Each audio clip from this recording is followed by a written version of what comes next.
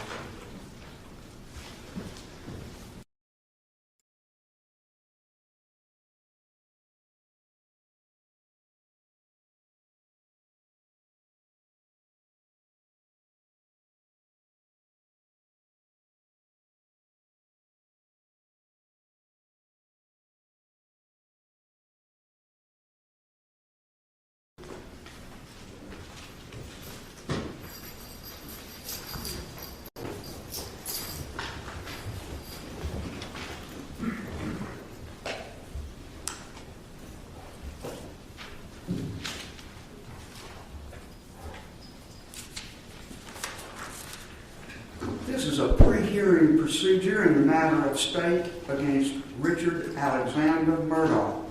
It's case numbers 2022-GS15-00592 through 00595.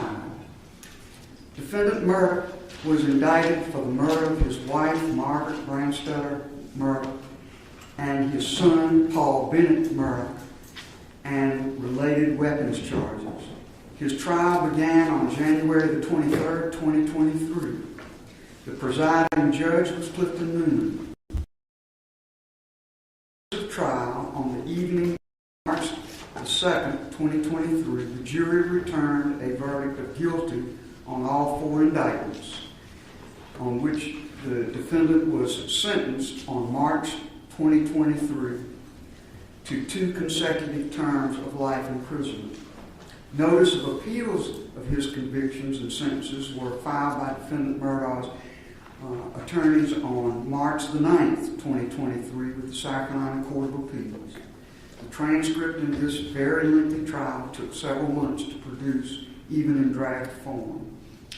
Before the attorneys received the final transcript, on September the 5th, 2023, defendant filed with the Court of Appeals a motion to suspend his appeal and for leave to file a motion for a new trial with accompanying affidavits and transcript experts. After further defense and state filings on October the 17th, 2023, the Court of Appeals granted appellant Murdaugh's motion to suspend the appeal and to remand this case to the circuit court to allow defendant Murdaugh to file a motion for a new trial. On October the 17th, 2023, defendant Murdaugh received the final trial transcript and very shortly thereafter filed a motion for new trial in the Colleton County Clerk of Court's office. Subsequently, Judge Clifton Newman recused himself from further proceedings in this matter. On December the 16th, 2023,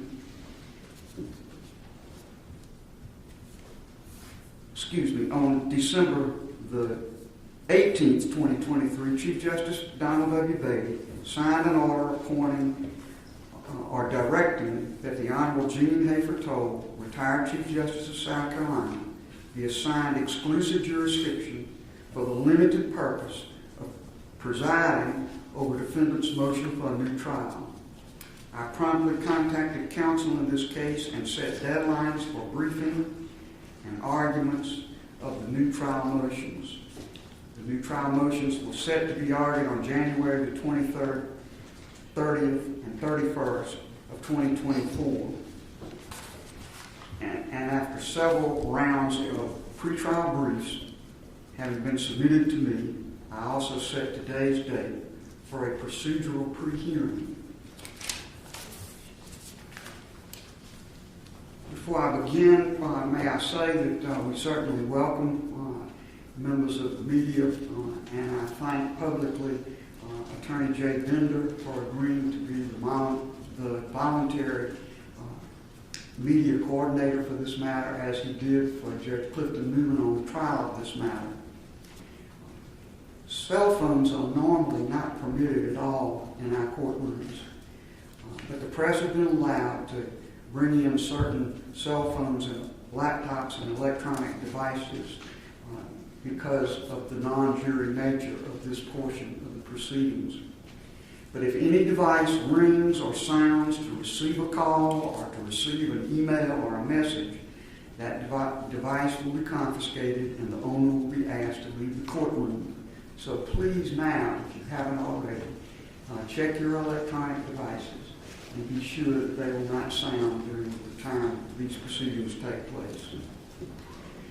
Major topics to be covered today have been addressed by me and discussed with counsel in a short pretrial conference in my chambers.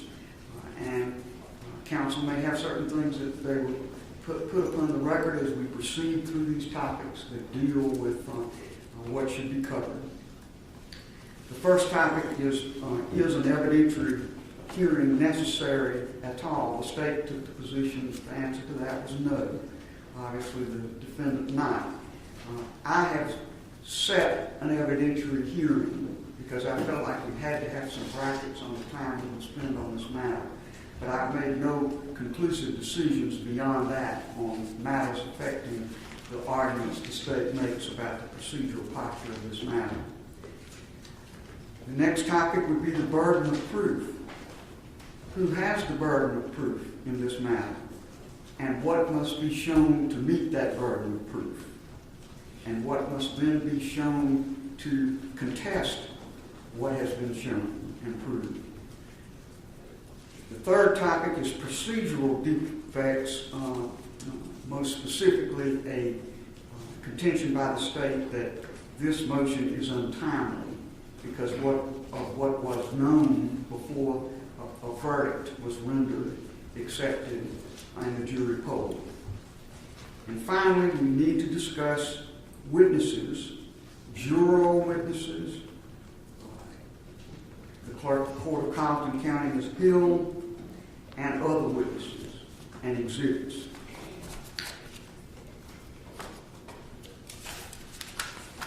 I note that at least one attorney in the room is an attorney for some of the jurors, and other jurors may have other attorneys. When I get to the portion of this discussion where we talk about specific witnesses, and if I am asked to hear from attorneys for the witnesses, I will at least consider that request. I don't know where we will be at that time in terms of what has been decided. I will at least inquire about that. To that end, if you have not already, during the first break, be certain that all of you, the lawyers participating at counsel table, and any other lawyers that feel they may have some interest in the proceedings that would warrant comment by them, please give your cards or information about your contacts to our court reporter, Ms. Harris. With that, Mr. Harper, being you are the moving party, you may proceed. If it pleases the court, Your Honor, you've raised, I assume, in which you you raised a number of legal issues from whether we waived, a number, I forget the order in which you just took them, but Mr. Griffin is going to address those in seriatim based on what you said just a moment ago.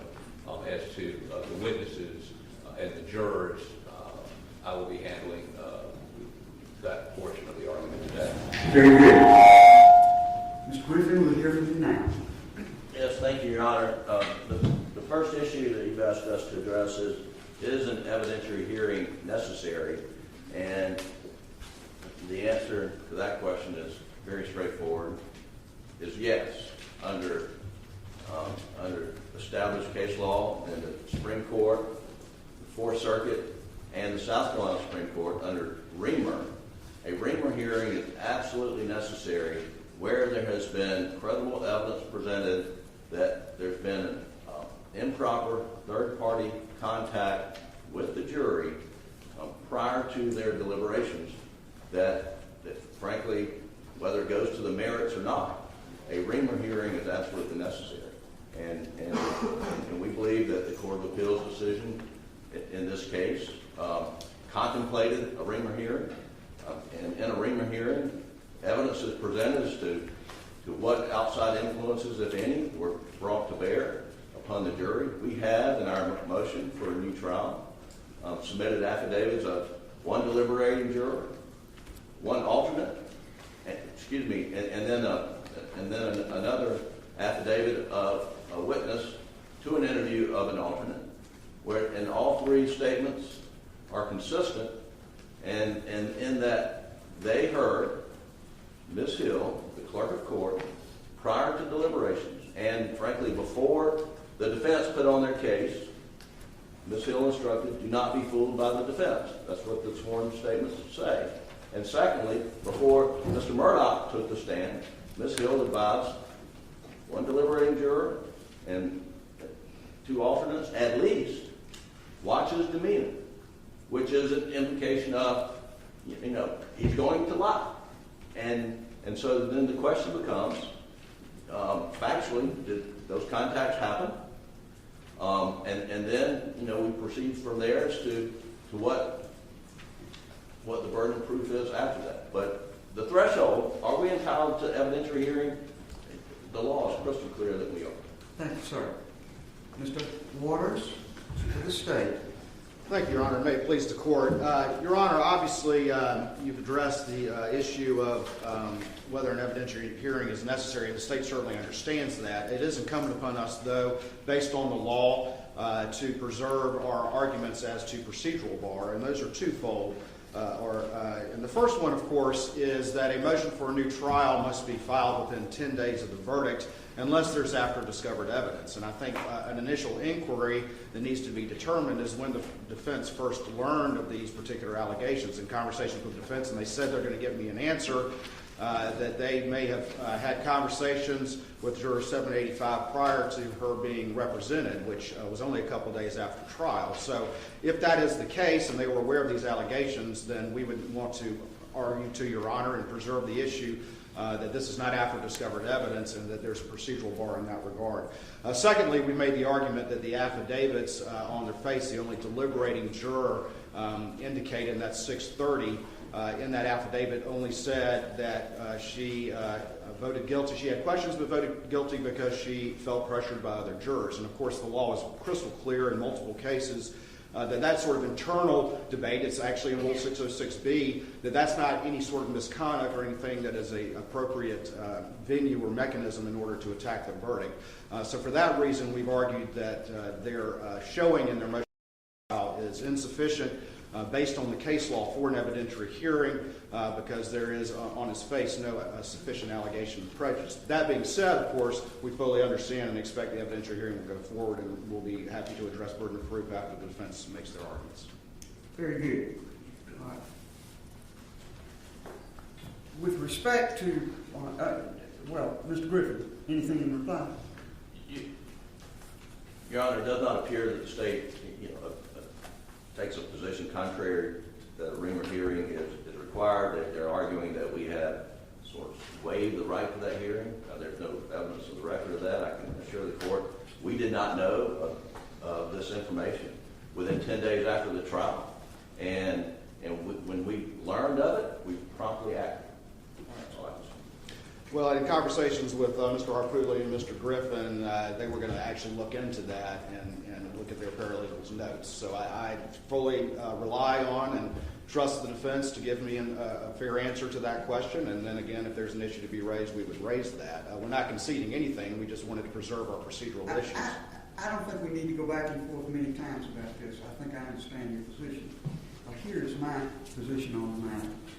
First of all, I am not conducting a Rimmer hearing. Rimmer is a 1954 decision of the United States Supreme Court that deals with the question of influence of the jury and a motion for a new trial on the basis of after discovered evidence of that influence.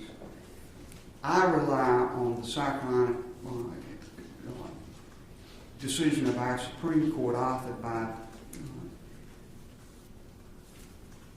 Justice Kittredge, State versus Green. And the Green decision specifically says that Rimmer is not the guidance that South Carolina trial judges should look to in conducting hearings on after-discovered evidence. Now, that says nothing about what the burden of proof should be, and I don't intend to say anything thereby. But I do intend to tell you right away that I will be relying on South Carolina's jurisprudence and South Carolina's jurisprudence specifically on what must be proved in a hearing of this nature and who bears the burden of that proof. All right.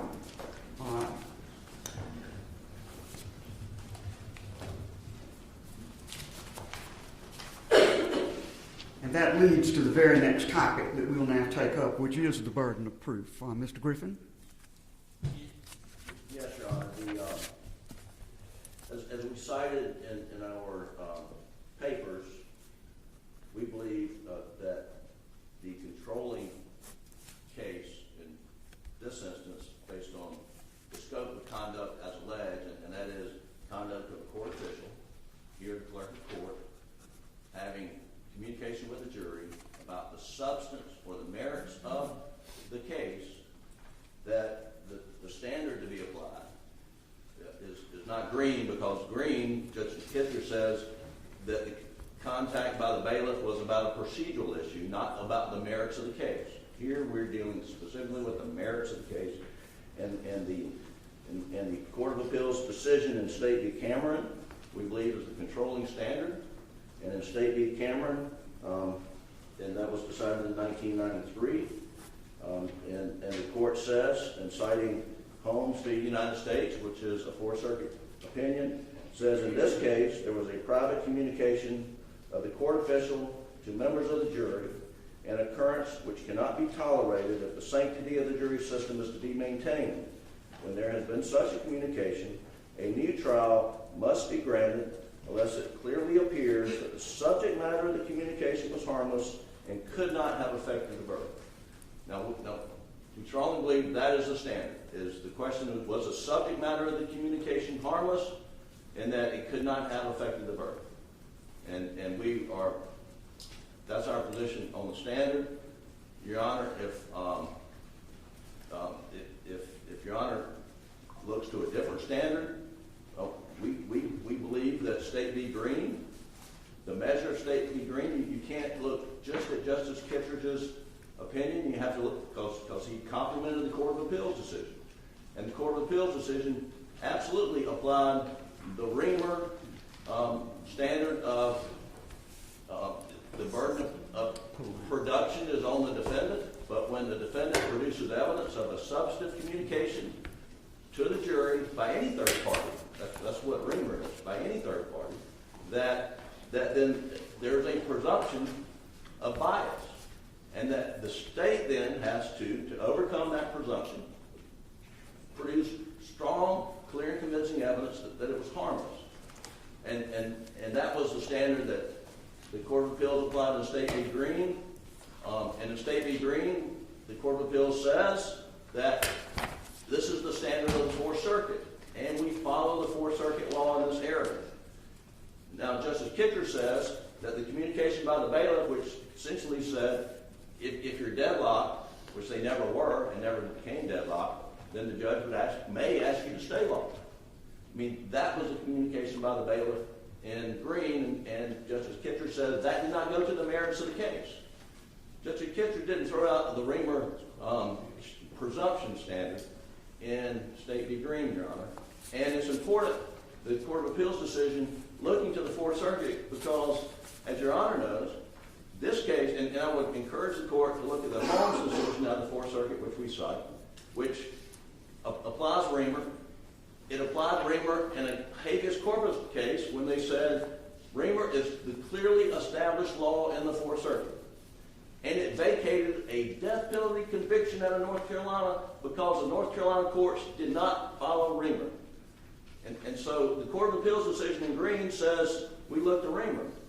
Justice Kittredge says, we're not going to apply the Reamer presumption here because it didn't go to the merits.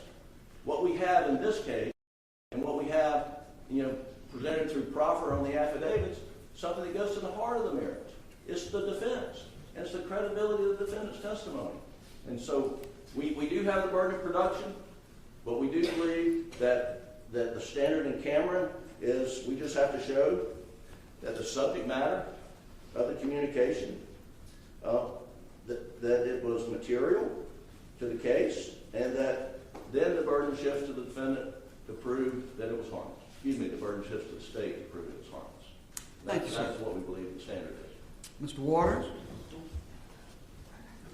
Sorry,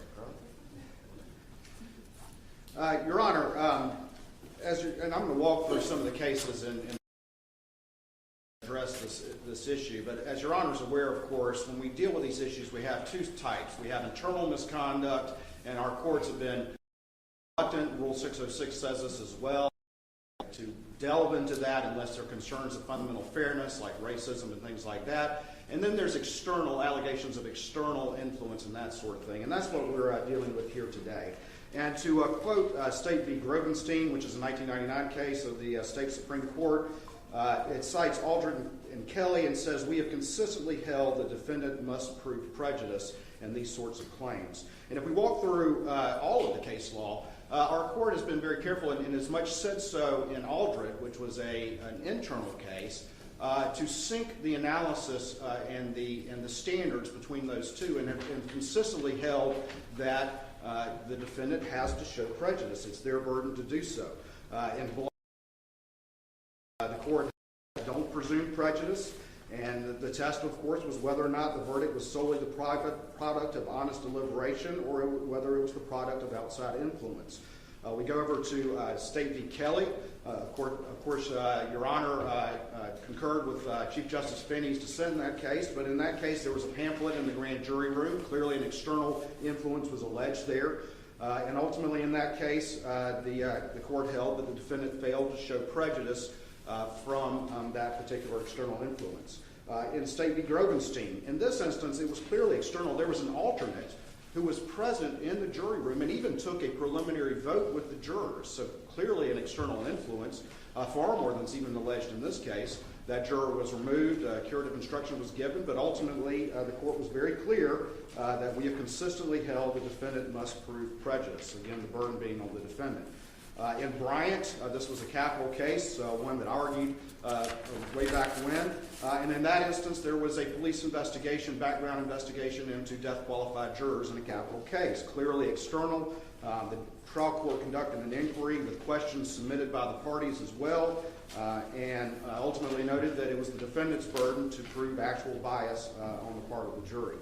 In State v. Pittman, another case that I argued before, Your Honor, in that particular case, there was a juror who had a conversation with his wife and with the bartender, and ultimately, again, the court held that the defendant failed to meet the burden of prejudice because the wife's comment was the defendant was not guilty, and the comment to the bartender took place after deliberations had begun.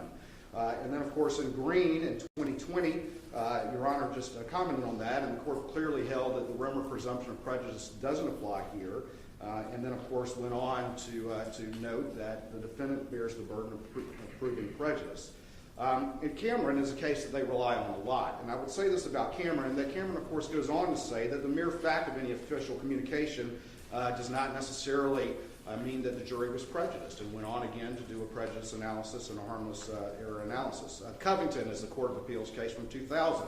In this particular case, there were jurors who supposedly knew the defendant and knew some external information about whether or not he had had previous difficulties with his wife and that sort of thing. Clearly external information.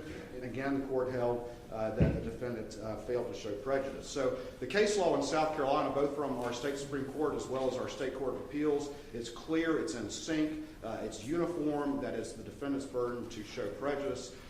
And that's, of course, only after there's a determination that any sort of extraneous influence occurred. And that would be the state's position, that it is the defendant's burden. And again, we can address at the appropriate time what the state's position is as to the order in which the evidentiary hearing should go. Thank you, sir. Mr. Griffin, can you reply? Yes, Your Honor, there is a tremendous difference in the law as to how the court analyzes juror misconduct, as in Kelly, where the juror reaches out to her pastor, gets a pamphlet, brings it into the jury room, and that was found during the course of the trial. The trial judge removed juror O, who had gotten the pamphlet, voir dired every juror to ask what effect that had and if they could put that out of their mind and then deliberate. So that happened during the middle of the trial, but it was juror misconduct. All the other cases that he cited and the state relies upon are juror misconduct cases.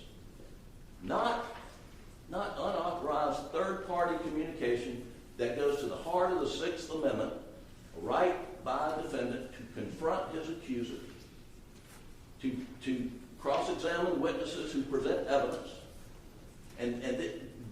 when a third party makes an improper contact with the deliberating jury before they deliberate, that falls at the heart of the Sixth Amendment, which is a different animal altogether than where a juror engages in misconduct. And that's where you get to Cameron. That's where you get to Green, which Green says it was a procedural communication, not a merits communication. And Your Honor, in Bryant, well, I would note, Your Honor, dissented in Kelly, but in Bryant, I mean, no jurors were interviewed, as best we could tell by the record.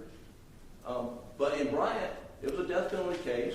Law enforcement, I believe in Horry County, were out questioning the jurors' relatives and friends and trying to get their belief as to whether they believe in the death penalty.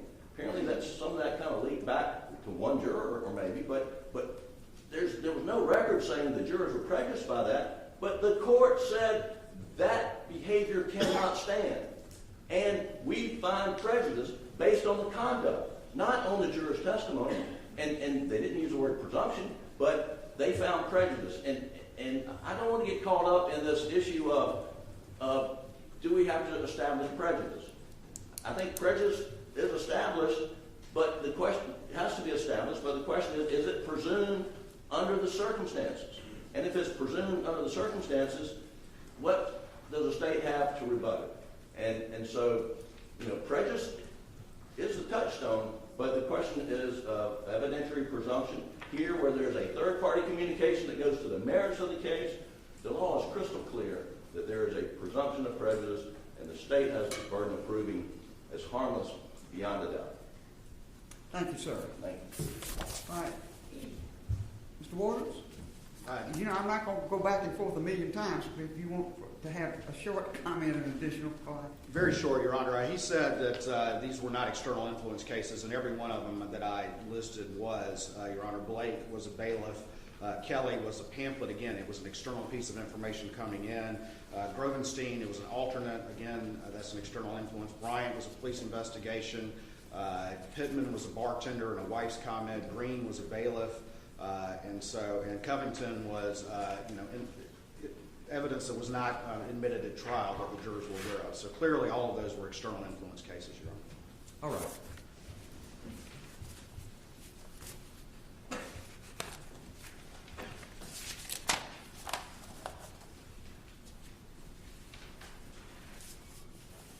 I do not regard State versus Cameron as the guidance that needs to be used by me in making a determination about this case.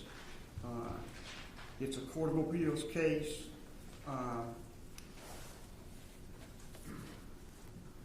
Since that case in 1993, there have been several cases, including Green, Oliver, and others, that very specifically talk about this issue of what the burden is when a motion for a new trial on the basis of after discovered evidence that involves tampering or alleged tampering with the jury. All those cases say that prejudice must be proved, not presumed. And it may very well be that is what's going to be shown. But for purposes of what the defendant must show as the case to an evidentiary hearing. The presumption simply by the contact, which we don't have any sworn evidence about except in the area of one juror at this time. A presumption is not the way to examine this issue, but rather specific evidence about what was said, when it was said, and how it was perceived by the juror is what I believe is required by State versus Green and other cases. And therefore, that is the approach I will take. All right, the next area of inquiry is the procedural argument of the State that this matter was untimely made. Mr. Waters? Yes, ma'am, Your Honor. And again, we have raised the issue, as I talked about earlier, that we believe that there is at least an inquiry as to a procedural bar, that if the defense was aware of these allegations during the 10 days, then it is not after discovered evidence and the motion is untimely. And additionally, we also, as I previously expressed, have raised the issue that the affidavits on their face are insufficient to put in play an evidentiary hearing, and there are multiple cases that have in the state that have held, I think Yarborough is one of those that have held that where that showing was not made, that the trial court properly denied an evidentiary hearing. So we would just preserve those issues, understanding the court's plan of procedure that you previously expressed. All right. Mr. Griffin or Mr. Harpootlian, let me say that I will say to the defense, to the State, I believe that issue needs further exploration, so I am not prepared to rule that this matter is untimely in the least. We're going to have a hearing on this matter, at which time this issue will be further explored. So the State has preserved its position, but you need not argue about that matter at this time. Thank you, Your Honor.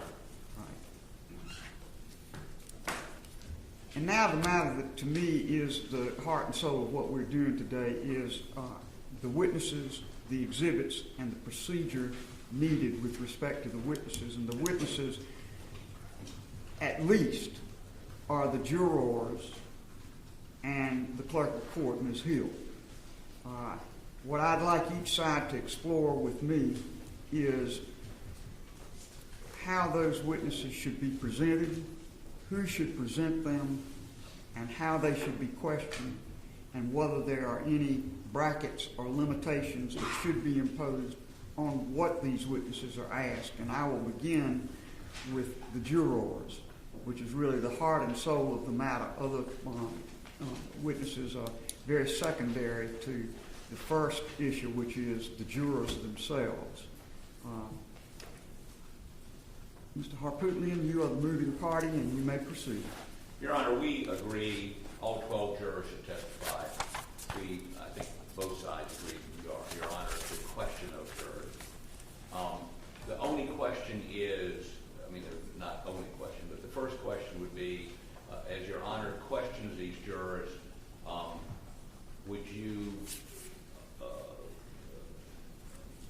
in all the cases the judge questions the jurors, would you want suggestions from us as to what additional questions after they respond to your questions, that raise additional questions? That's number one. Number two, each one of these jurors, except of the original 12, I think all have been interviewed. Maybe two have not been interviewed by SWED and given statements, recorded statements. The rest have all given recorded statements. And then SWED prepared a memorandum of interview. We have reviewed all these videos and the MOIs, and I can tell the court that the MOIs aren't consistent in many instances with what was said on the video, to the extent that information was left out.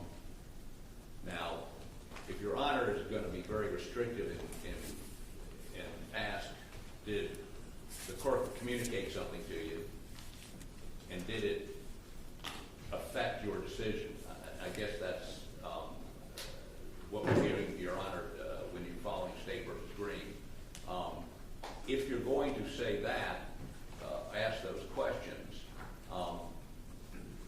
mean, there's some of these jurors who indicated they heard the clerk say what the juror that gave the affidavit for us say, and I think they're going to say it didn't affect them, which is fine. If it affected that one juror, we believe that's enough. That juror has obviously given an affidavit to us. The alternate, which was excused, and we keep calling her the egg lady, but she was also excused, the alternate because she wasn't needed, the egg lady because the judge found that she had had contact with people and discussed the case. They further indicated that the clerk said what we say she said, and we believe they should be examined. We'll be happy to do that, or the court can do that. So there are witnesses, and then we have the clerk herself. I talked to her lawyer this morning who indicated she has not made a decision as to whether or not she would assert any constitutional right not to testify, and obviously that would be on a question-by-question basis. Maybe, I don't know, I mean, we're not ready to argue what the standard is on the Fifth Amendment this morning. But if she does testify, there are literally thousands of emails we furnished last week by Colleton County, some information furnished by SLED this morning and the Attorney General, which might be utilized. I can't say right now what it would or wouldn't, depending on her answer, to contact.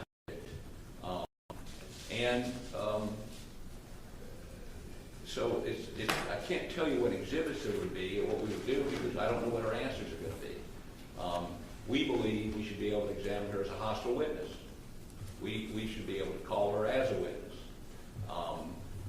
because the burden is on us, as Your Honor just enunciated. Now, the only other thing I would say is this. Even if Your Honor determines that a piece of evidence or a question is not admissible for your consideration, for purposes of the appellate record, we believe we ought to be able to make a proffer.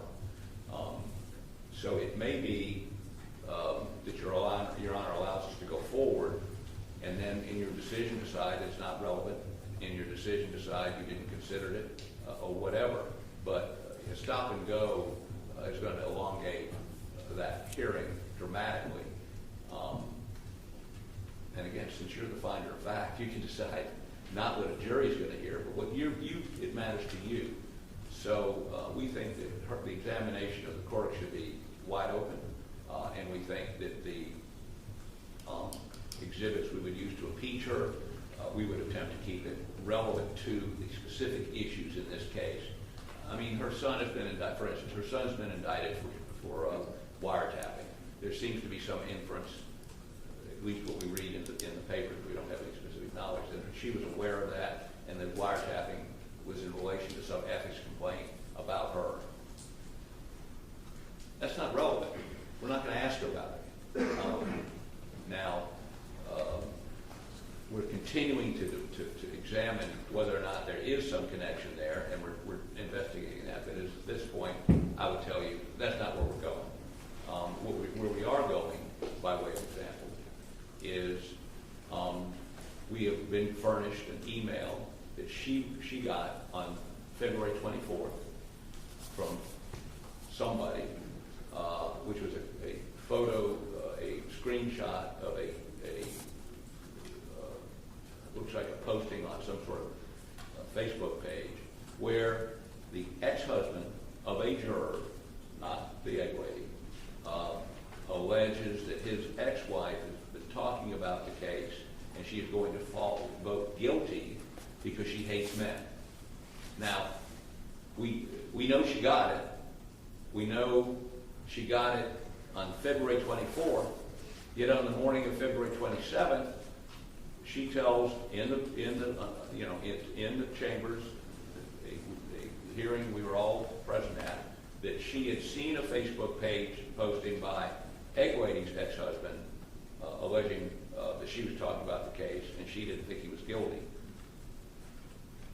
That Facebook page had never been produced, and then she produced a Facebook posting, she said, by the egg lady's husband, Turns out to be a guy I interviewed in Georgia apologizing for what he had posted on Friday night, which concerned his wife's aunt meddling in their marriage. I think that's fertile ground for cross-examination. Your Honor may disagree with me, but I still would like to put those items into evidence for the appellate record at the time. But the last thing I would say is this. In terms of Your Honor questioning the jurors, we need instructions from you as to whether you want, after you finish with the juror, do you want us to submit questions to you? Do you want, I doubt you're going to let us question them. How is that process going to work? And will that be done someplace? Will it be done in this courtroom? Will it be done somewhere else? And if the jurors are going to be questioned outside of this courtroom, will there be a way for the public to hear what they have to say? Thank you for your indulgence.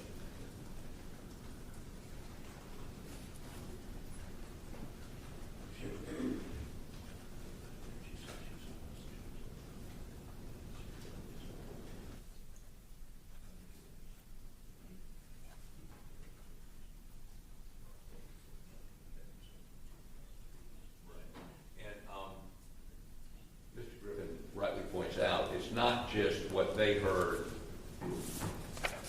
may have heard from the court, but did any of the other jurors, for instance, Egway, we keep calling her, gave an affidavit indicating Becky said things like, don't be fooled, watch the body language, watch body language testifies to Mr. Murdaugh. Did she relay that to any other jurors? It's not just what, I mean, was it, did it, or did the sitting juror or the alternate in the thank you for it.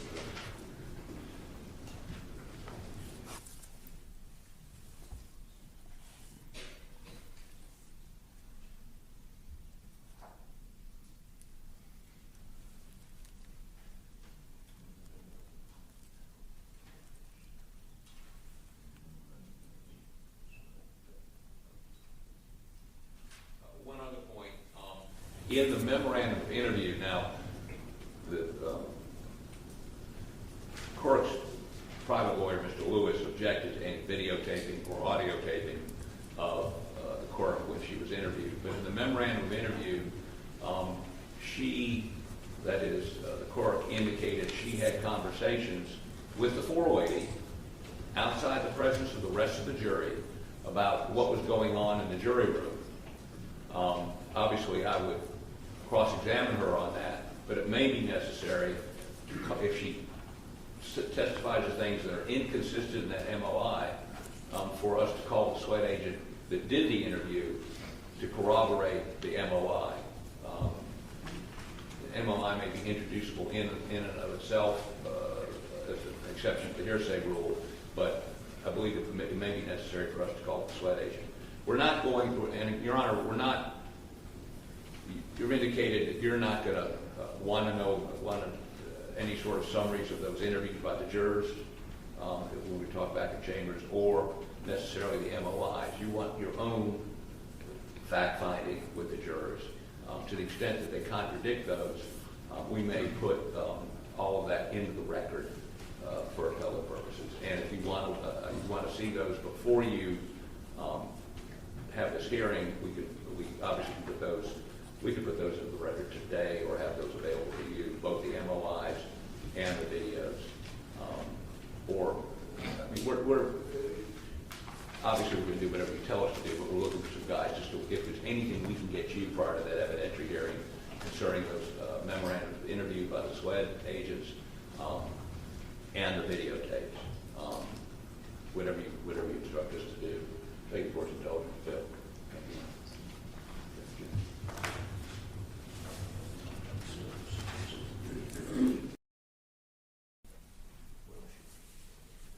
Your Honor, we mentioned, and Mr. Griffin reiterated to me just now, and obviously you don't need to tell us this today because we're not going to be doing the questioning, but there is the consideration of 606B and the incursion into deliberations. It's some point, we don't need to know that today, but at some point prior to you questioning the jurors, we'd like you to enunciate what your position is on that. You're going to have to outline that a little bit more for me. What part of 606B are you discussing? Well, it says, if I can find my glasses, apologize. Upon an inquiry into the validity of a verdict or indictment, a juror may not testify as to any matter or statement occurring during the course of the jury's deliberations or to the effect of anything upon that or any other juror's mind as or emotions as influence a juror to assent to or dissent from the verdict. All right, and what are you saying that imports for this procedure? Well, I mean, for instance, if we show you, we prove to you that the court said, do not be fooled, or, you know, watch Murdaugh's testimony, watch the body language inferring he was lying, he will be lying. One of the issues is if the juror who sat during the deliberations who said that the court said that, did she discuss that with any other jurors? Did she infect the jury? Does this allow you to do that? Well, you certainly, if you go to 606B, it gives you some guidance about that. It says, upon inquiry into the validity of a verdict or indictment, a juror may not testify as to any matter or statement occurring during the course of the jury's deliberations or to the effect of anything upon that or any other juror's mind or emotions influencing the juror to assent or dissent from the verdict or indictment or concerning the juror's mental processes, except a juror may testify on the question whether extraneous, prejudicial information was improperly brought to the jury's attention, or whether any outside influence was improperly brought to bear upon any juror. Nor may a juror's affidavit or evidence of any statement by the juror concerning a matter about which juror would be precluded from testifying be received for these purposes. I take that to give us the guidance we need about the parameters of the questions. But if, again, if the juror that gave us the affidavit, would she be asked, did you discuss that during deliberations? Could she do that? That apparently is very questionable under the terms of 606. Yes, ma'am. And I intend to abide by that. The way those questions have been asked in many cases I have reviewed is to ask the juror whether that's still their verdict. If they ask about improper context and they talk about improper context, then the way to pursue it beyond that for the judge is to ask about the impact on the verdict, not on the deliberations themselves. That may be a small slice of difference, but I think it's very important to understand that no one, not myself or anyone else, is going to be asking the jurors about the specifics of their deliberation, and the rule is quite clear about that. Okay. And is it clear that you will not be using the SLED interviews or MOIs to attempt to impeach? I told you when that was brought to my attention in our Chamber's conference this morning, I haven't made my mind up about that. I don't know what's in those summaries or anything else, and we're going to have to discuss that. But again, I'm the one doing the questioning at this point, Mr. Harper. Yes. And I'm trying to perceive what you all are asking, and I'm going to go to the state now and see what their reaction is to what you said. Thank you, Your Honor. Mr. Waters? Thank you, Your Honor. May it please the court. Your Honor, again, we would concur with what Your Honor just said about Rule 606 and, of course, all the cases that we've talked about and the need to show prejudice. And obviously, when you're talking about external influence, that prejudice, which will be an appropriate subject of inquiry to the jurors, is whether or not there was an impact on the verdict. And we, of course, have suggested to Your Honor, not only based on the cases, that should be judicially conducted in a manner that protects the privacy of those jurors and it protects the privacy of their identities. These jurors, were drafted into service, and this inquiry, of course, has to happen, but it needs to be conducted in a manner that respects their privacy and should be, of course, judicially conducted. We have suggested those two questions. If we look at the Bryant case specifically talked about the fact that depending on how the examination goes, there could be questions suggested by the parties. And obviously, I think we would need to cross that bridge if and when that bridge needs to be crossed. And that starts with the court's inquiry to those jurors, and only if something arises that needs further inquiry could that be addressed at that point. And that could be even a discussion from counsel with the court as to what additional questions may be proper. When the state first became aware of these allegations, the first thing that we did was have SLED do an independent investigation, and the goal was, good, bad, or ugly, to get to the bottom of what, if anything, happened. And the result of that is why we're still here today. And that is that in speaking with the jurors that spoke to us, that the balance of the evidence, as well as in talking to the clerk staff, was that there was no impact on any verdict. There was nothing unprofessional or untoward that happened that had any effect on the verdict. And so when we did that inquiry, and that is what the jurors said, that is why we're here today, and that's what this hearing is going to address. The only juror that we have is the one who filed the affidavit. That's 630, and even she, or that person, only said that she, eventually voted guilty because she felt pressured by the other jurors. Did not even mention any external impact. And so unless she's going to change her story, that is what was in her affidavit. So the balance of the evidence is the reason why we're here today, and why this hearing needs to take place. Your Honor, as far as inquiry to those jurors, again, there could be a need that the parties would suggest questions, and it could be, depending on how things go, that the affidavits or maybe even the recordings, all of which have been provided to the defense, the full recordings of those interviews of any potential witness in this case have been provided to the defense. It could be that issues could arise from either the state or the defense as to impeachment. And we can address those issues as they arise under the appropriate rules, 608, 613, and the like, dealing with not only prior inconsistent statements, but other evidence that would be properly impeachable. Ultimately, I do need to address one thing as it deals with all of this, and that is the defense's contention that somehow the clerk is a party opponent in this particular case, and we believe that that is incorrect. Obviously, there is a hearsay exception or a non-hearsay determination in the evidentiary rules, I believe in 801, that excludes statements of a party opponent. But just because the clerk is an elected official and of the state, that does not make them a party opponent in the way that term is defined. A party opponent is an active litigant before the case, and that is, I think, different. So we would certainly say that the hearsay rules would still be in effect as it relates to any testimony that she may provide. I know there's been some discussion about the order in which the witnesses may be called and whether or not Ms. Hill would be a hostile witness. And obviously that's under Rule 611 and I believe C, which would allow leading questions, if a person is hostile. I think, again, at this point, I don't know that any showing necessarily has been made, but I understand the defense may raise that point and we may have some arguments at that time. But I don't know that there's been such an identification between Ms. Hill and the state that would allow, her to be identified as a party. I think that's far out of bounds, but also that she would be applicable to allow defense leading questions under 611C. Your Honor, in looking at the type of examination that would need to happen here, and again, the issue also arose of the Fifth Amendment. And I know that the defense would like to brief that issue, and we're happy to respond.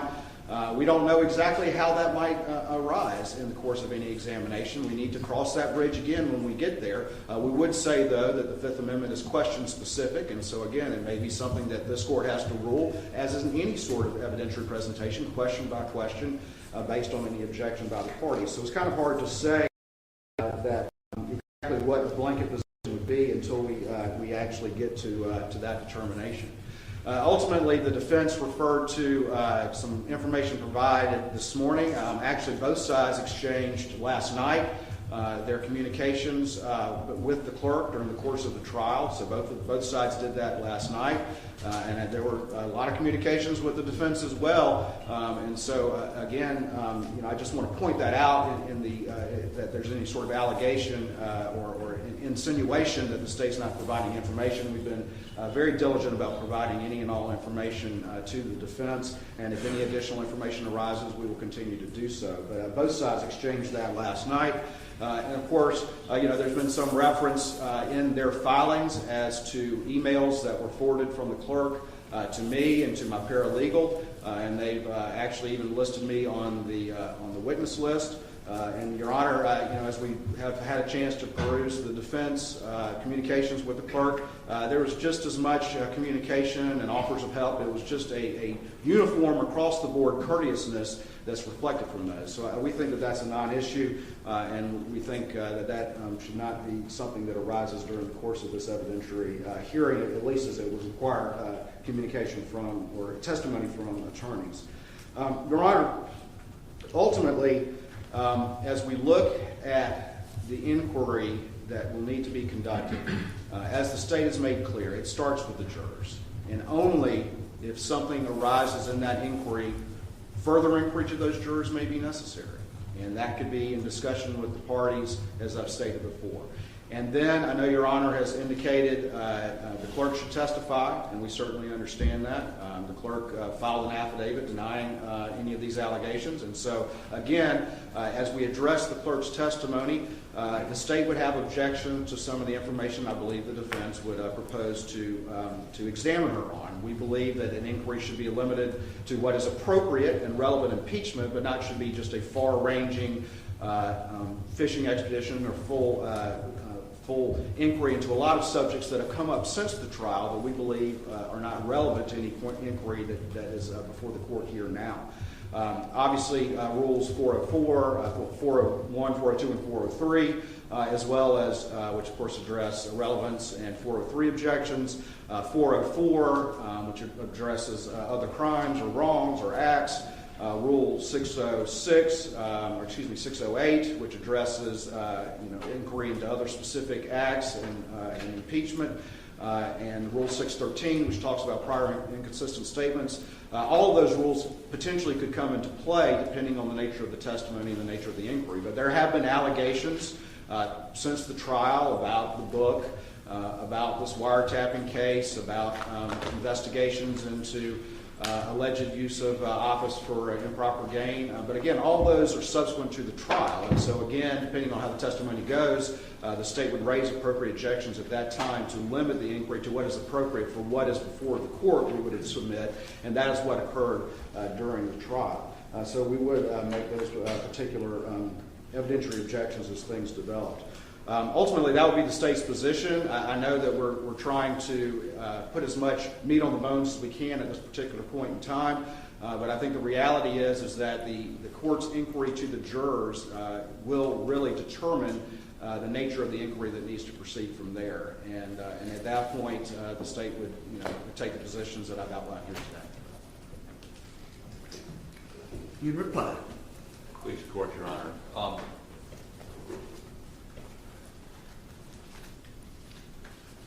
404, I find it somewhat ironic. The state is quoting Rule 404, Your Honor.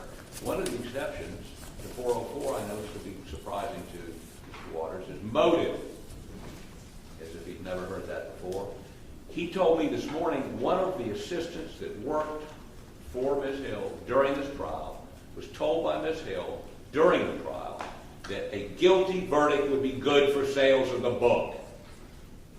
Motive, selling books. So we believe we should be able to get into that. We should be able to ask Ms. Hill about it. If she denies it, to call that witness, that assistant, and have her testify that she was told that. I mean, why would a clerk do what we allege she did? We think is important for Your Honor in terms of credibility and context. That's number one. Number two, Your Honor, I think we've all agreed you're going to ask the questions, whether we agree or not. And we do agree with that. The question's going to become, as we go through that process, how, if a juror says X and they said in their interview Y, or if they said to us Y, or didn't include it in their original affidavit, and you don't ask that question initially, how are you going to handle, or do you care, how we suggest to you a further question? Because, as Your Honor's seen this morning, the back and forth can go on for a while, and we certainly don't want that to go on with a juror. So we're going to need some guidance on that. I'm not expecting that guidance this morning. The last thing is, as these jurors are examined, I need to understand a little bit about the logistics. Are we going to do it in this courtroom? Are we going to do it in another courtroom? Is the public going to be able to hear the responses? Will there be an audio feed if we do it somewhere else? Are you going to have cameras turned? You can do it in this courtroom and have cameras turned off? And we're obviously not going to refer to jurors by their names. Even though 3 of these jurors went on the Today Show, another one went on ABC. They were all in the courtroom when the judge had them brought in. They were in the courtroom, all except one of them, for the verdict. Cameras were there then. Again, I'm sensitive to their anonymity, but I don't know that any of them have any real anonymity anymore. Saying that, I think it's important not only for Your Honor to hear their answers, but for the public to hear their answers. Thanks. Thank you.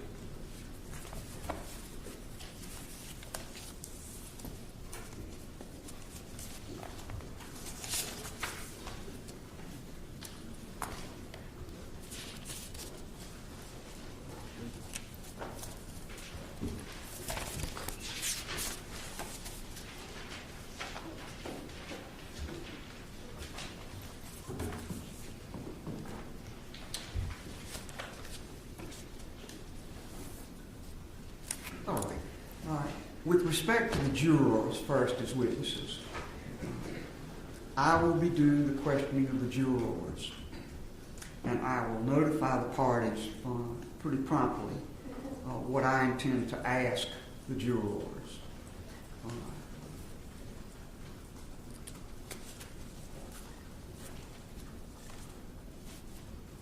The ambit of what I will be asking them is informed by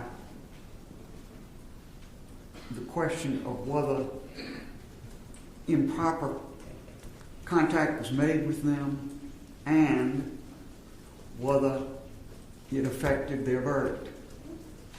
I understand that you, on the defense side, have views about what further should be asked the jurors on 2 levels. One, as a predicate to what you want to do with the clerk herself in examining her. And 2, as a means of further attacking the credibility of the clerk in her testimony. I have not seen any of the SLED material or memoranda concerning the state's summary of these interviews and so forth. I will be open to receiving that if it's done promptly, because we've got a hearing coming up the 29th, and I want there to be plenty of time to revise any current ideas about who to subpoena, who to call as witnesses, and who has to do that.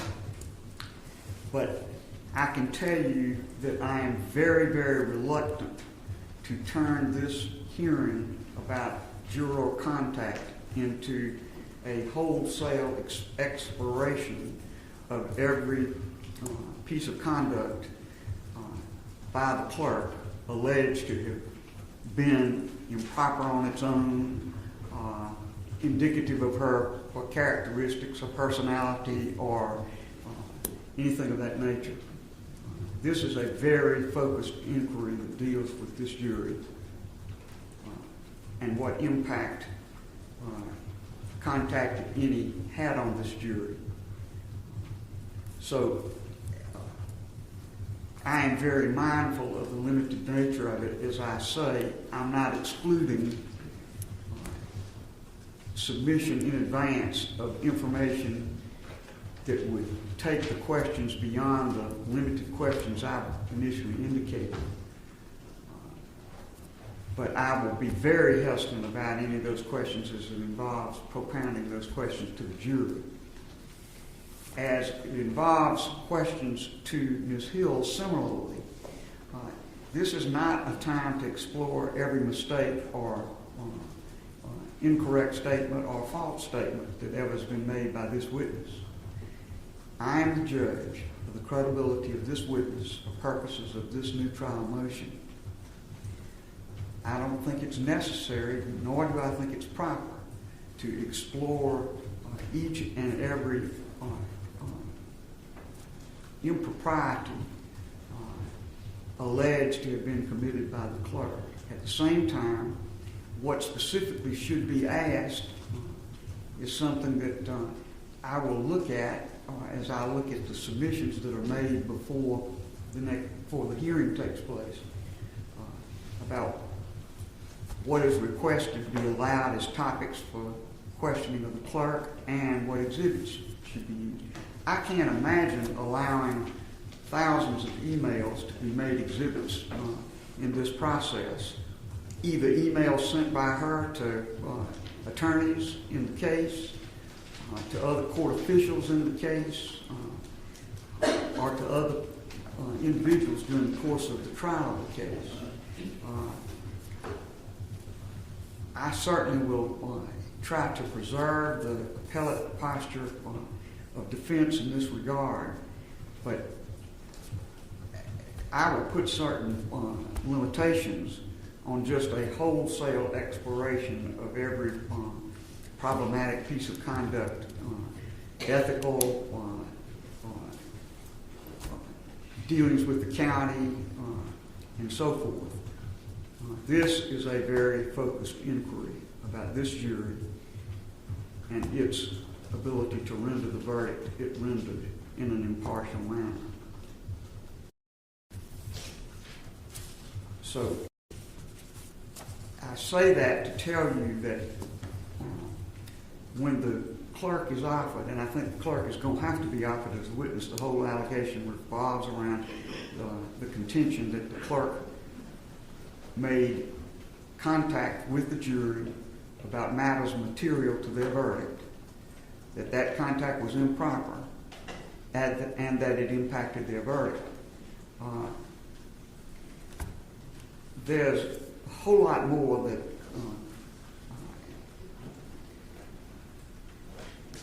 Mr. Harpootlian has indicated he'd like to explore that I regard as totally extraneous to the inquiry that we maintain. I'm not going to allow those questions to be asked by way of proffer and then have the clerk answer those questions and have that be the proffer, although I consider them irrelevant questions. We're not going to handle the case in that way. If I exclude a certain question from being asked, then the proffer will be whatever in writing is chosen to be offered in that regard. But I will not conduct a hearing where there's a whole side hearing in which every question desired is asked and either required to be answered or dealt with in some other way. I don't think that is an appropriate use of this very targeted hearing that I'm directed to have. I also think it makes a great deal of difference whether the questions that are being asked relate to the clerk's conduct at the time this case was tried, as opposed to other conduct at a later time or in connections with other things than the trial of this case. So I will be looking very carefully before we conduct this hearing and trying to give the parties as much advice as I can about what I would find to be acceptable topics to pursue. I think you're entitled to that, but I also think the record of the case is not to be used as a platform to explore each and every fault of each and every witness, whether it be the juror or the clerk. And I'm not going to have the hearing conducted in that manner. I think there are other ways of preserving topics that I rule should not be pursued than having those questions asked and answered, even though I ruled that they are not proper in the hearing. So I hope that explains kind of where I am on the subject of how questions are asked.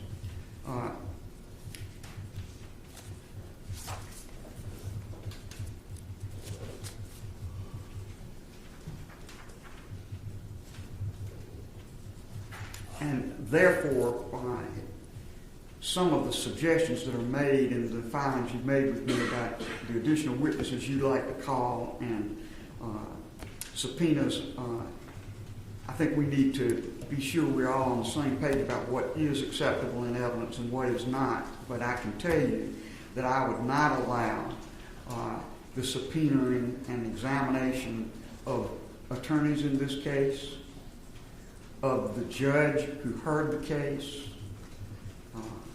or any of those type of witnesses. This case is very focused on the jurors and the clerk of court, as I see it. Now, it's about 11:15, close to it. I'm going to do this. I'm going to take a break for a minute. Let's take until 11:25 as a break. And in that time, I would hope that you formulate the other things you think we need to look at by way of the specifics of how this matter is to be conducted. I will then do two things. When I come back and ask you for further ideas, both sides, as to who should be called, get very specific about who can be called and who cannot, who should offer these witnesses. And I would also at that time ask those who represent potential witnesses in this matter to come forward and have a conversation with me about your position on behalf of your clients. I think that's particularly important because as we have the actual hearing itself, I've never heard of a situation where a witness can have their lawyer actively participate in the examination of the witness in a proceeding in which the witness is being offered. So I would not allow that, but I think we can protect the legal positions that attorneys for witnesses want to take and need to take and want to put on the record by pursuing in the way I just outlined, and I'll be prepared to do that when we return. All right, court will be in recess. Thank you, Your Honor. Thank you, Your Honor.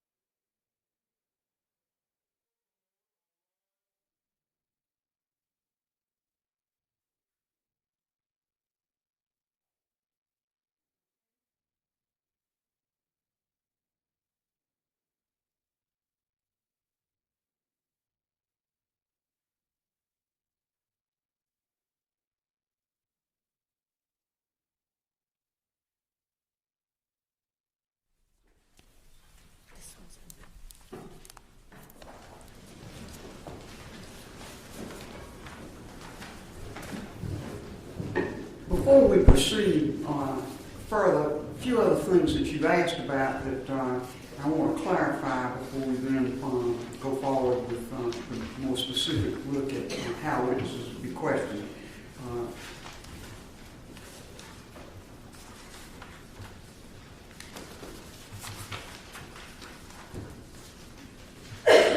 First of all, how the jurors will be questioned. Everything will be done in open court. The jurors will be referred to by number. The court TV cameras, which are the ones used to film these proceedings, will not be allowed to focus on the image of the jurors as witnesses. And if there's some need to further obscure the way they are presented, we can talk about that. But they'll be examined right here in the courtroom as other witnesses would be. And I kind of looked at a little bit of exchange we'll have with attorneys for the jurors to see what we can work out about exactly how the jurors are presented. But everything will be on the record here in open court with measures taken to ensure the privacy of the jurors. No photographs would be permitted of the jurors or anything of that nature. And I believe if I announce that in advance, the press that are present, the press that have covered this proceeding throughout, have been respectful of the judge's requests, and I'm very confident they will be in this matter as well.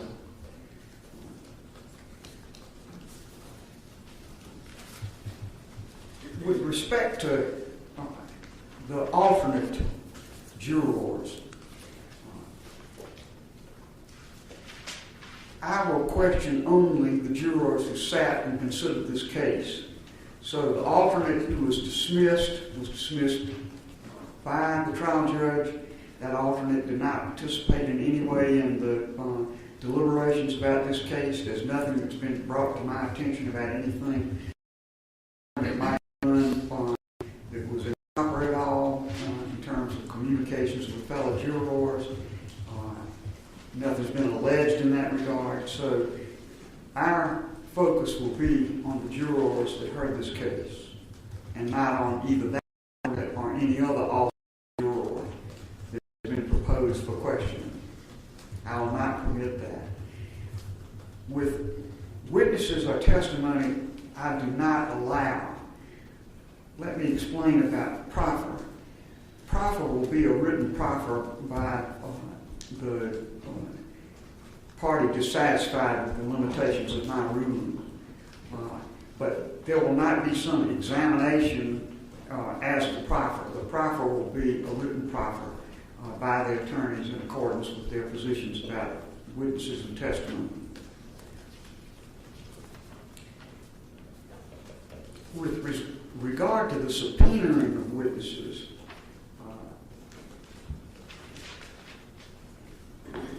the parties should subpoena these witnesses, and when it comes to the jurors, I would urge that the parties, the state and defendant, jointly deal with the issue of subpoena of these witnesses. I do not think it is the court's place to subpoena witnesses or order witnesses' appearances. This case is driven by the parties and their positions. The initial position of defense was that only certain jurors should be called. The state said no jurors should be called, but if you do, all should be called. All who sat on the case should be called. If the parties can't agree on how that subpoena should be accomplished, then I'm sure they'll let me know, and I'll try to take some measures in that regard. The concept I would have is that the jurors would report to a place that I will specify, and when they report, they would be taken to a room with appropriate supervision by court personnel, and then called individually to recite their testimony.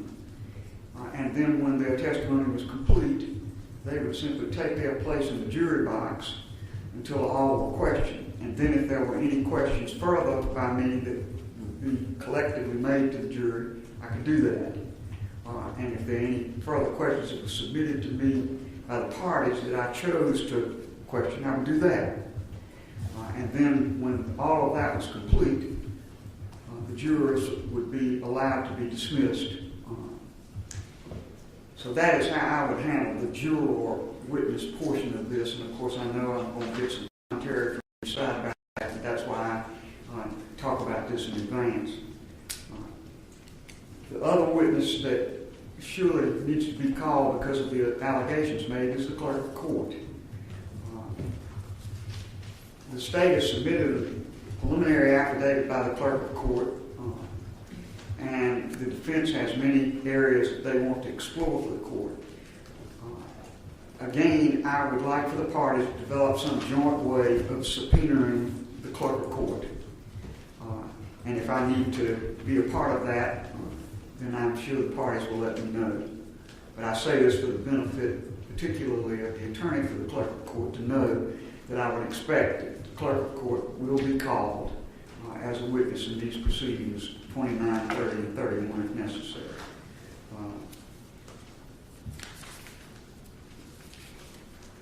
We'll be using the same courtroom for these proceedings, this courtroom.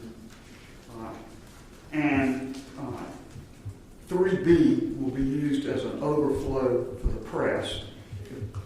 Excuse me, 3A is the one over here, and that's the one I'll be using to conduct the hearing. This courtroom we're sitting in now will be an overflow courtroom for press with I'm sure, a court TV monitor that's available for them to monitor the proceedings if there's not enough room. Based on the attendance today, it might be plenty of room, but we'll see. We'll have this as, I will try to figure out a way to be sure that the broadcast in here of the proceedings will not interfere with the conduct of the hearing past this partition next door. I will trust Mr. Bender to work with the press to arrange the courtroom and the overflow room in accordance with the rules I will set forth here and anything else that may come up that needs my attention.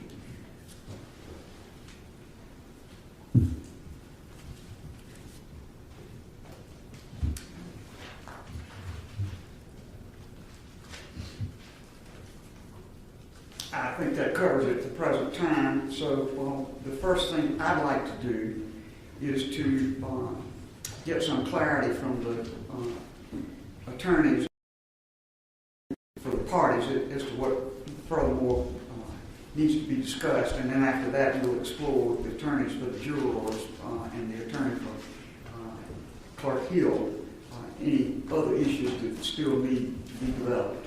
Mr. Hopkins. Please support, Your Honor. I'm trying to make sure I understand what you just ruled. Are you ruling that we cannot call the alternate juror or the so-called egg lady to corroborate what was said to the sitting jurors since they were all told this at the same time? I'm not sure I understand your question, but I'm telling you that these jurors, these alternates, would be called apparently to testify as to what the clerk said. Yes. At the present time, I see no necessity for them to be called to say what the clerk said because we're talking about what the clerk said to the remaining jurors, those who actually sat upon the case. The corroboration is something I don't think I need at this time. I think I'm perfectly capable of evaluating what the jurors tell me, and I'll do that. I think I'm also perfectly capable of evaluating the credibility of Ms. Hill and the jurors for that matter. Well, Your Honor, for us to, and then you said you wouldn't allow a proffer of that except in writing. Now, yes, I'm not going to have a courtroom proffer of any kind. If you want to proffer what would be offered by means of affidavits, copies of emails, anything else you want to, that's fine. But I am not going to have a courtroom proffer. No.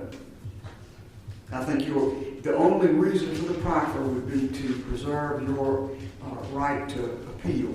I believe your right to appeal my rulings will be perfectly preserved, frankly, even if you didn't have a proffer, but even more so if you supply an in-writing proffer. Well, I'm trying to determine whether an affidavit is sufficient for an appellate court, federal or state, when the state won't have an opportunity to examine that witness. But I mean, they've given, I mean, we can get more detailed affidavits.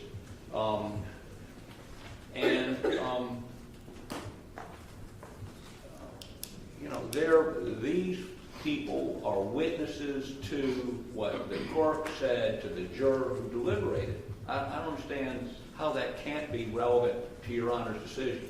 I understand there's two steps. One, did she make the statement? And two, was it prejudicial? These witnesses corroborate she made the statement. Well, of course, that's what you say. So far, I haven't seen any of that. If that's what you say and you offer it to me in some form that I can evaluate it, I may revisit that decision. At the present time, but at the present time, I see nothing that prompts me to think I need to have people who did not sit on the case talk about what they think the clerk said to other people when I've got to direct people to who it said that I will question. Well, Your Honor, we did submit an affidavit, but I have no problem with going back. You submitted one alternate affidavit, right, and one affidavit of a dismissed alternate. I'm aware of that. Right. So. And that doesn't prompt me to change what I've just said to you. All right, we can get you more specific. I understand what the questions are you have, and I would only put those folks up to deal with those very limited issues that you described. Put them up in 10 minutes. Well, again, I'm not going to rule in a vacuum. I'll see what you say, and I'll rule upon it. We'll get affidavits and file them with the court. Very good. Thank you. Your Honor, just one issue as to logistics. Obviously, these jurors are down in Colleton County, and we're up here in Richland County. I've spoken with SLED, and in as much as we need, there may be jurors who need transport. SLED has certainly agreed to have 12 cars if we need to make sure that they're individual. They can then come in through the garage, and obviously they'll be brought up to a jury room. I think Your Honor indicated they can be in a jury room with a bailiff in there to make sure that no one's talking about their testimony and that sort of thing, but also so that they don't have to come in through the public entrance and that sort of thing. So that would be... I think that would be a good solution, and of course, to satisfy the concerns that the defense may have, you could either have a member of the defense team or one of their employees ride with them, or if you could agree upon a sworn statement by the agent or person that does drive them that they, A, will not say anything, and B, did not say anything, then that may cure the problem too. I think you all can work that out. But I do think having proper transport would, first of all, be a comfort to the witnesses themselves, the jurors themselves. But if they can arrange something otherwise, of course, they'd be free to do that. But to the extent it's a burden on them, yes, I think that's a good idea. And in all events, I would want arrangements to be made to have the jurors come to the parking garage in this building and be escorted up in a private way into their assembly room.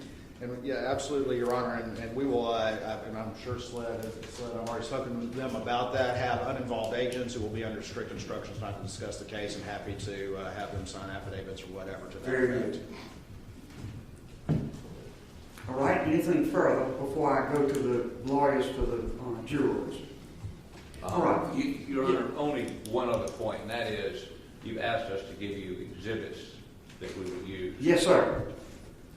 Having not asked or had the opportunity to ask Ms. Hill a single question, I can't tell you, in terms of, there's not thousands of emails we've used, probably 5. I'm just going on some of the descriptions that were in the filings y'all have made to me. Well, we've received thousands of emails from Colleton County based on a subpoena we issued. We've received hundreds of pages from the AG's office and from SWED. It'll make it a lot simpler if it's a small number and a discrete number by submitting them to me. Again, I told you I would evaluate that when I get them. Of course, I don't think you can evaluate them until she testifies. You don't I think you're going to have to trust that I am going to do some evaluating before she testifies. Okay, and Your Honor, you know, she's given an affidavit denying making any of these statements. She has.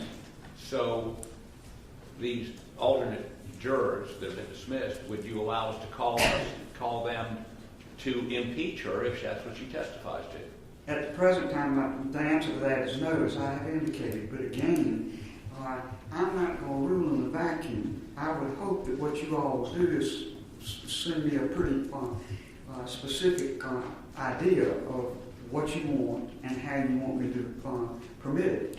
So I'm not going to rule on something I haven't seen yet, which is your proposal as to exactly how these witnesses and alternates to be used.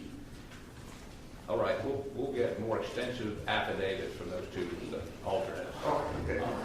That's fine, or descriptors of some sort from you as to what you intend to do. I'm not going to dictate how you do it, but I'm going to have a lot more than just kind of the generalities that have been discussed in these briefs in order to permit some. Well, I think we're going to need an affidavit for appellate purposes, nothing else. I mean, my description to you is not evidence.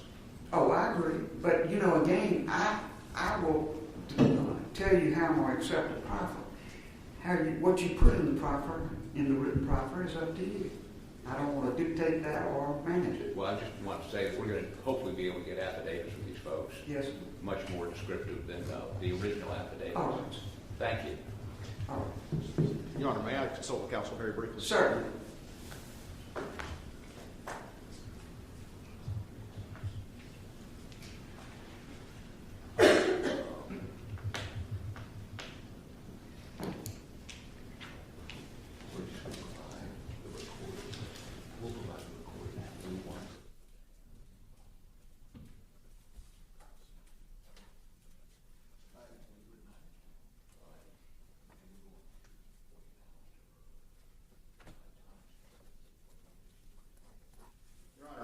One of the things that was discussed earlier was the independent SLED investigation that was done. There were recordings of some of these interviews and MOIs prepared that were just meant to be summaries. I know Your Honor mentioned earlier that you would be open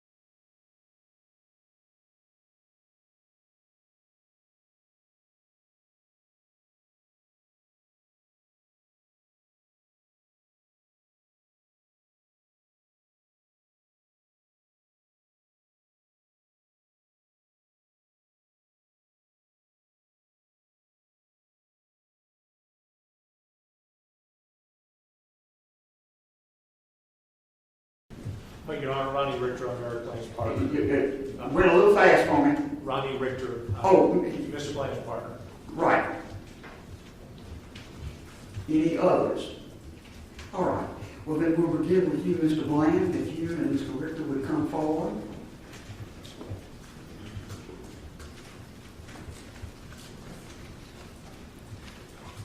May it please the court, Your Honor.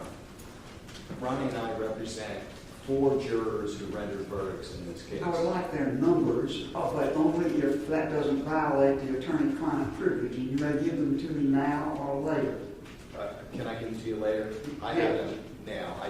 Our job is we want to preserve their anonymity. I understand. 2, we want to make sure that they're not harassed. And 3, we want to make sure that the verdicts of their conscience remain.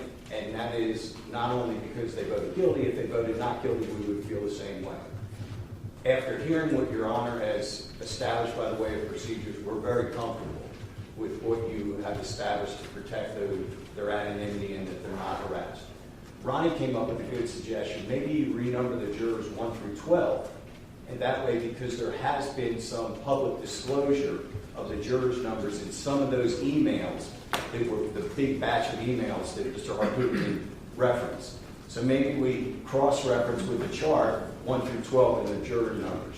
But as far as the questioning goes, there's no need for us to be part of this. You're going to make the questions. You've indicated that you're going to preserve their anonymity, that they can't be photographed, they can't be on videotape, and that's about all we have to add.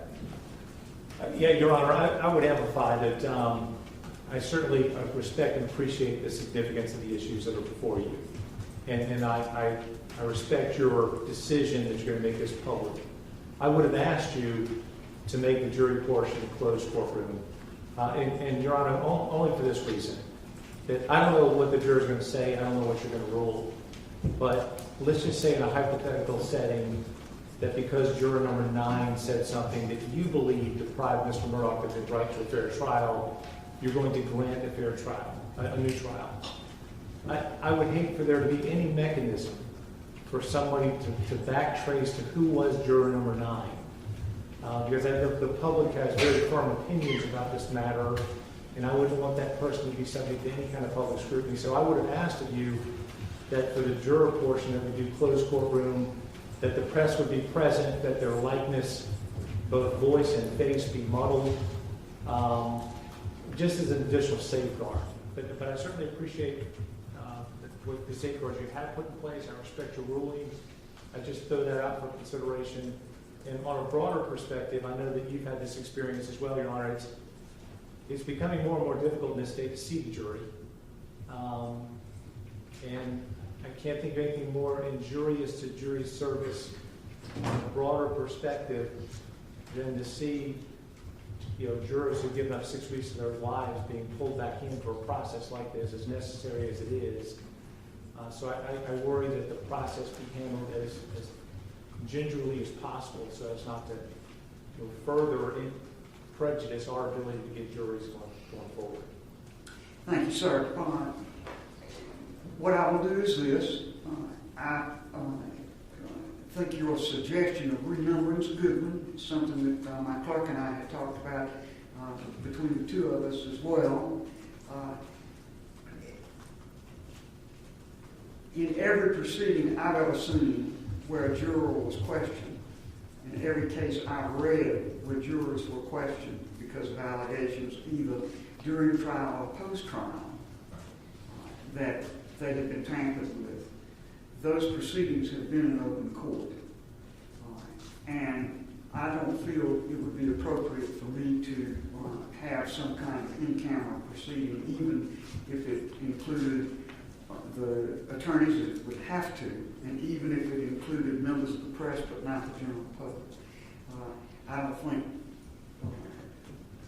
that is in keeping with the public nature of trials in this state and the public nature of court proceedings. However, I think we could make some protective arrangements for when they testify and their ability to be dismissed after they testify that would protect them from being set upon to the best extent possible. So that is the way I will handle it, and I hope all things on balance that is as protective as you think it needs to be.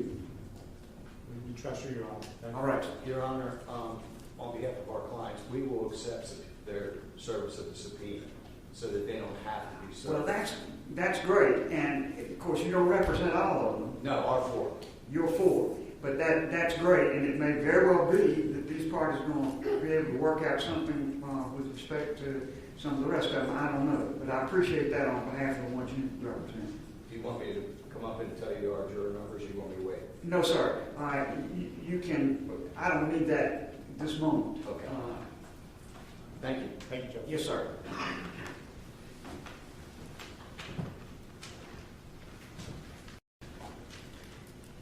Mr. McCullough. Would you like me here or later? Go to the podium if you would, please, sir.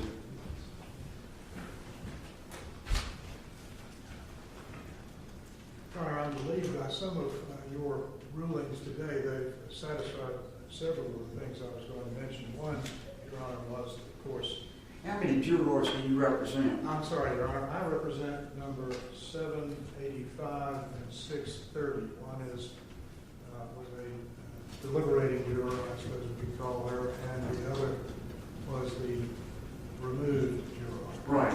And with respect to the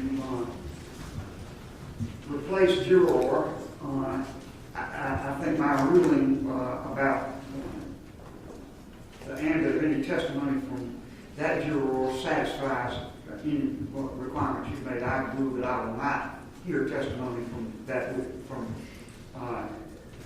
juror, alternate juror at the present time. Now, Mr. Harpootlian is going to submit additional information.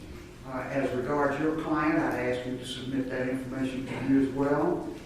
And then I'll see if there's any revision of the position I take about that. You also represent one sitting juror, so you may continue.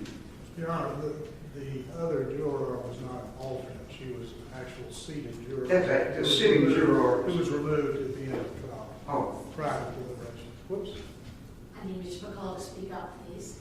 you need to speak up some, Mr. McCullough. I don't get that much, Your Honor. Yes, sir. Your Honor, if you'll indulge me just a moment, I think much of what you've said today bears on a quote that I'm taking from the response of the state, which was filed and is part of your record, and my letter of November 10th responding to that filing is also a part of your record. But the state said that jury duty is this cornerstone civic duty, needless exposure to the jurors to litigative stress and impeachment by zealous attorneys in a case especially of this public exposure can only serve to discourage citizens from willingly participating in this civic duty.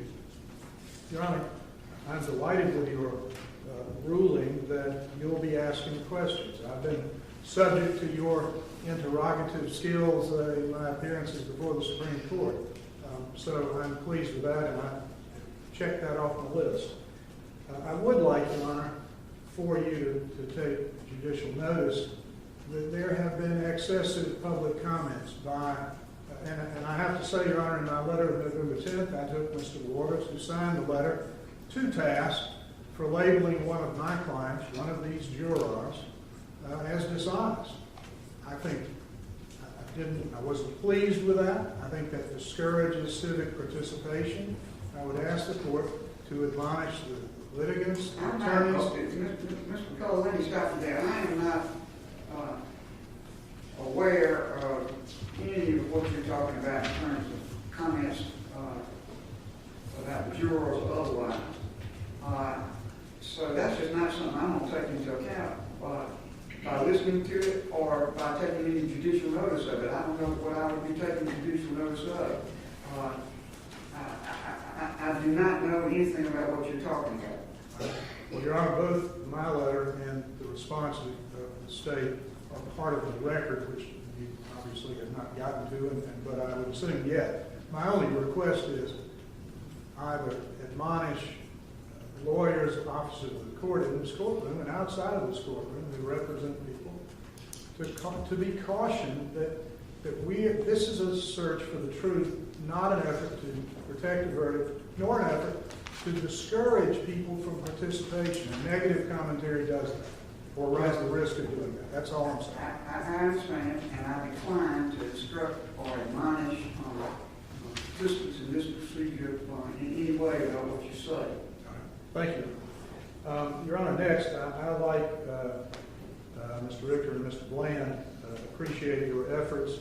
I suspect that we will decline a ride to the courthouse, but I would ask the court to consider allowing the jurors who choose not to ride with SLED agents to be permitted an entry and exit from the courthouse that would involve or relieve them of the necessity of coming through the front door. I think I've already said that I will make arrangements for juror witnesses to report to the basement where the law enforcement station is, and they'll be appropriately directed to the assembly room. And Your Honor, lastly, I think, if I understand your rulings or discussions about the process that will occur here, this may run at odds with it, and I'm not arguing with you, Your Honor, you know best. I am of the belief that this litigative stress that I earlier referenced could be avoided, and the public and the media not denied their opportunity to gain access and knowledge of the proceedings by not exposing these jurors to a crowded gallery and a full gallery of press by allowing its recording through, I understand, court TV will be the pool camera. That is to say that I have actually, in my history, participated in proceedings that involved the questioning of jurors, which was done in camera. So I don't think it's without any precedent, but I would obviously respect your ruling, but I would ask you to consider or reconsider that no damage would be done to the right of the public to know and participate in the proceedings, but you can accomplish the same thing by allowing the pool camera and avoid the distraction and the imposition of that on these jurors. And if I hear what you're saying, and I'm not inclined to change the ruling I've made at the present time, but I'll keep an open mind about it as we make pre-trial preparations for the hearing. At the present time, the jurors will be examined in the courtroom, as I have indicated, with appropriate identity protection. Thank you, Your Honor. And subject to your rulings, I will have both of my clients available for these parties as they might be needed, subject to your subsequent rulings. Thank you. Thank you. Your Honor, do you expect all jurors to be present for all 3 days? So, let me make it very clear that I expect the jurors will be the first witnesses to be called in these proceedings. And the jurors will testify, and then they would be dismissed. They would not be required to stay for the rest of the proceedings at all. So that is very much a part of my thought about what it takes to protect their identities. They would be protected as best I can, and the ability of others to come and beset them with questions as they leave would be protected. So, Do you expect that you could get through all 12 in one day, or should I tell them, because a couple have to take off of work? yes, I do. Okay, thank you. All right. And Lewis.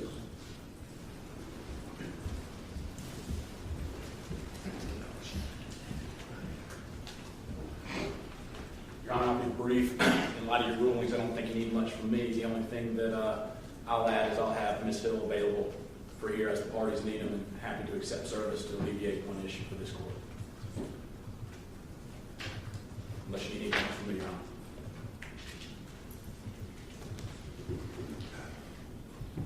All right.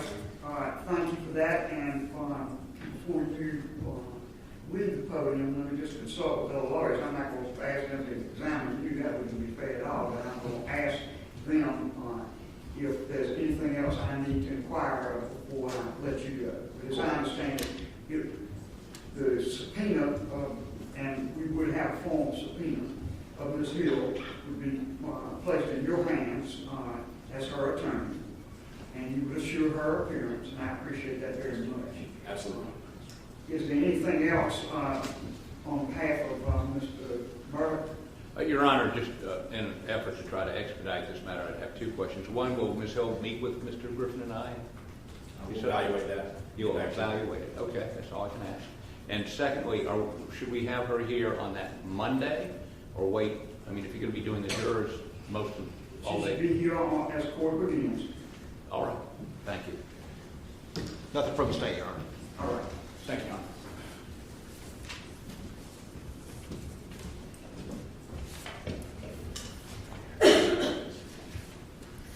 I'll go with my checklist one more time, but I think I've covered everything I want to cover. I'll come to each of you in a moment.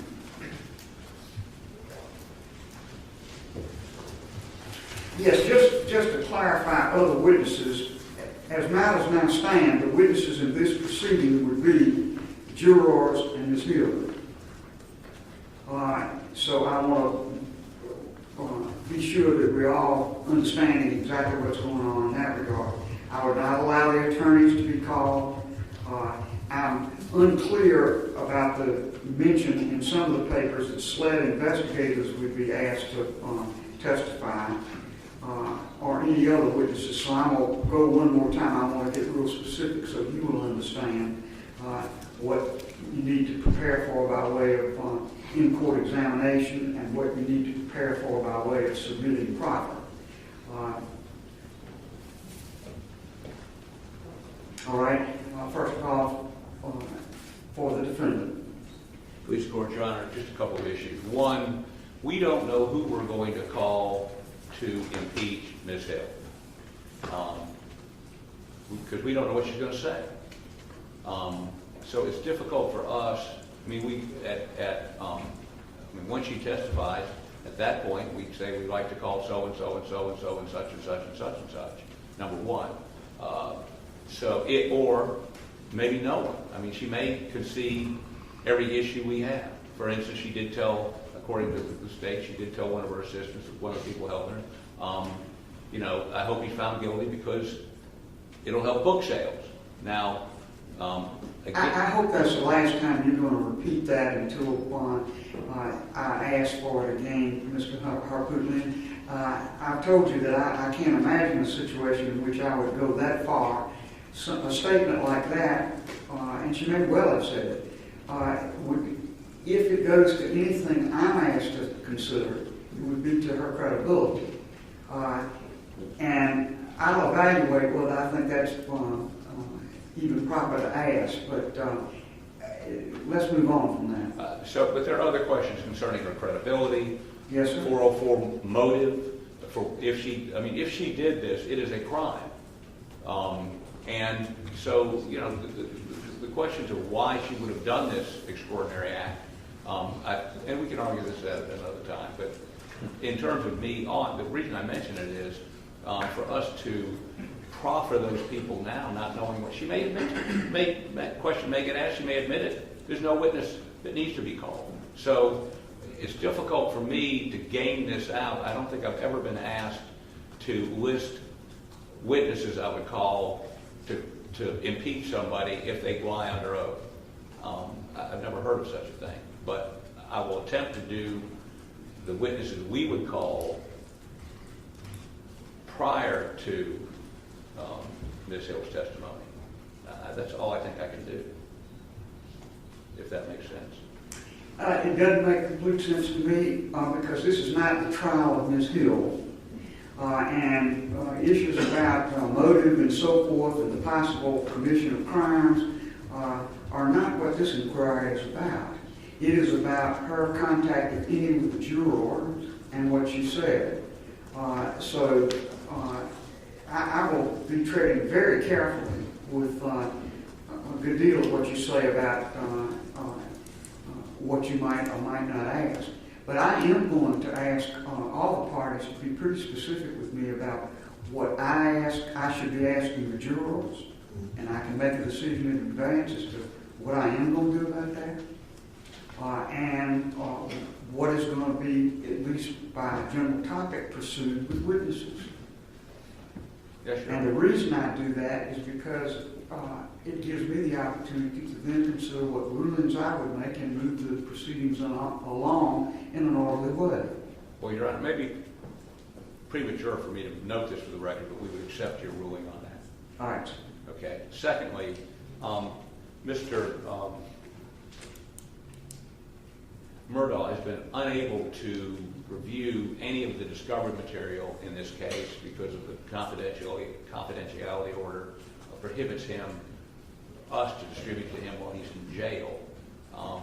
We don't have time in the next less than 2 weeks to go sit down with him and review everything. Would Your Honor allow him to have them? And the materials are not as to the evidence in the underlying case. It's as to jury issues. And while he is no longer a lawyer, he was a lawyer at one point and can evaluate this and be of assistance to us if he has an opportunity to review that material.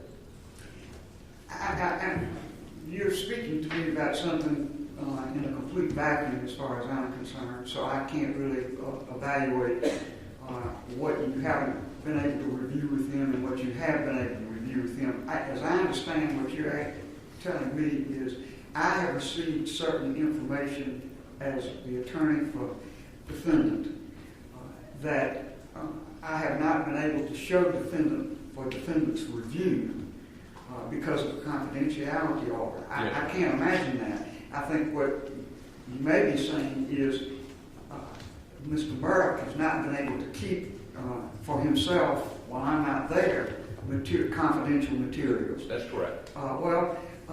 That is something common to many folks who are under incarceration and are limited in the kind of materials that they can receive and keep in their possession when they're not with their lawyer. This is not an issue where he's being deprived of the ability to consider material that you have received. This is a question of whether he can have that material in his possession when you are not there or your representatives are not there and study upon it and so forth. I can't control what the limitations of the Department of Corrections are, nor can I control what limitations may have been put on confidential material because of the fear that it would fall into other hands.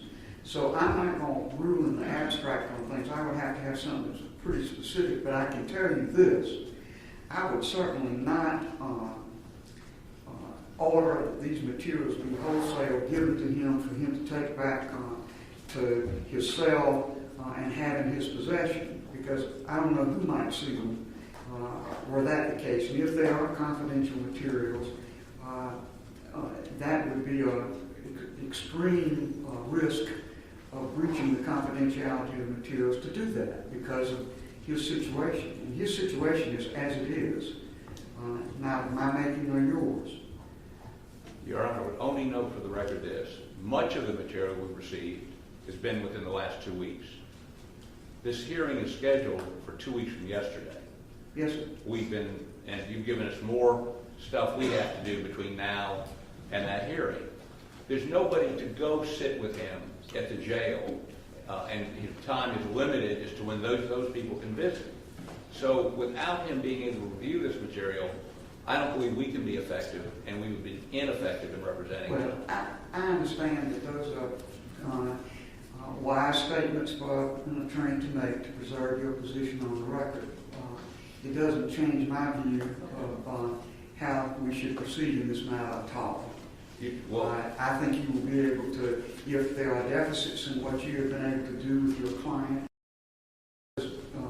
contentions on the record, and the appellate courts of the state will have an adequate chance to review. Well, Your Honor, would you consider continuing hearing on the 29th to allow us to meet with the client and effectively review these materials? No, sir. Okay. Thank you. We respectfully accept your ruling. I understand. Thank you. Mr. Waters? I don't have much to address, Your Honor. The initial question that Your Honor asked was about SLED agents being listed on the potential witnesses. And, again, Your Honor, when these allegations were first raised, we instructed SLED to do an independent investigation, good, bad, or ugly. And only because of the results of that investigation, or is the reason why we're standing here and litigating these issues before Your Honor.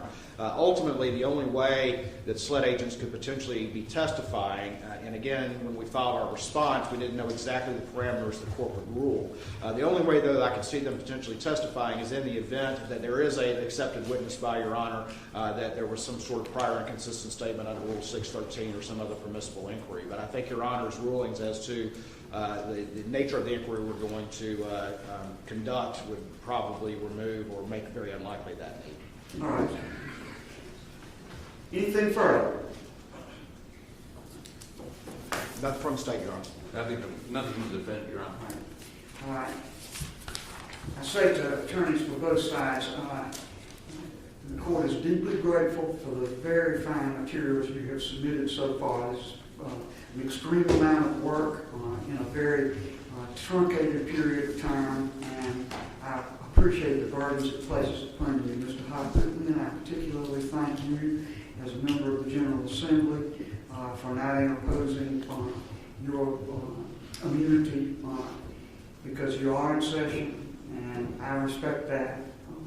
I set these matters after consultation with y'all so that I could fulfill my obligations to the court as expressed in Chief Justice Beatty's order. But I realize that I'm doing that with your extreme cooperation in light of the other duties, and I appreciate it very much. Thank you, Your Honor. I look forward to further submissions from the parties and from the hearings commencing January the 29th. Court will be in recess. Thank you. Thank you, Your Honor.